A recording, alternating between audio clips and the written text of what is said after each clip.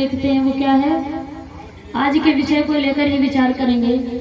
हमारी गौ माता का जैसे पहले पूजा होती थी, उनकी रक्षा की जाती थी, उनका सम्मान होता था, क्या आज के समय में होता है? कोई नहीं करता। कहीं भी मिल जाए तो चलते फिरते लोग भी उसके एक दो डंडे मार देते हैं, खेत में पहुंच जाए तो परेशान।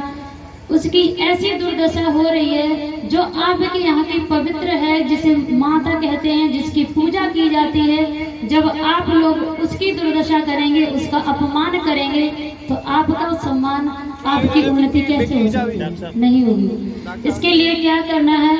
और इतिहास में हमारा साक्षी है इस बात का। इतिहास में महाराज दिलीप के भी कोई संतान नहीं थी, और संतान की प्राप्ति कैसे हुई थी? उन्होंने कामधेनु की गाय जो थी, उस गाय की पूजा की थी, तब जाके उन्हें गाय के उसके पुत्र की प्राप्ति हुई थी। और कामधेनु कहते हैं जो कामनाओं को पूर्ण करे। यज्ञ का भी नाम एक कामधेनु है, जो कि हमारी कामनाओं को पूर्ण करता है।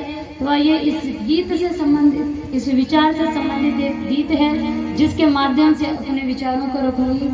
इतिहास में जिनकी हम भगवान मानते हैं, पूजा करते हैं, आज के समय में अधिकांश लोग योगेश्वर श्री कृष्ण चंद्र जी कितने बड़े गौरक्षक थे, कितनी गायों को चराया, उन्होंने पाला, उनकी रक्षा की, उन्हें आज भी याद करते हैं। तो ऐसे कृष्ण को भी मानने से क्या फायदा, जब हम उनके जो भी उनके पद चिन्ह थे, जिन मार्ग पर वो चले, उनका अनुसरण हम नहीं करते।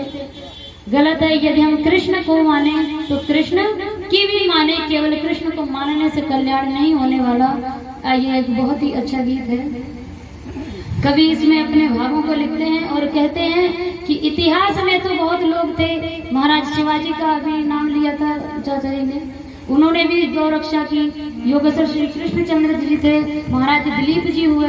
ऐसे इतिहास में हमारे गौरक्षक का हमेशा गौरक्षा की गई, उसका पालन किया, उसकी पूजा की, तभी ही हमारी उन्नति। और आज का समाज पतन गर्त में जा रहा है। क्यों? क्योंकि आज के समय में कोई रक्षा करने वाला नहीं है। बहुत ही सुंदर एक कवि गीत लिखते हैं।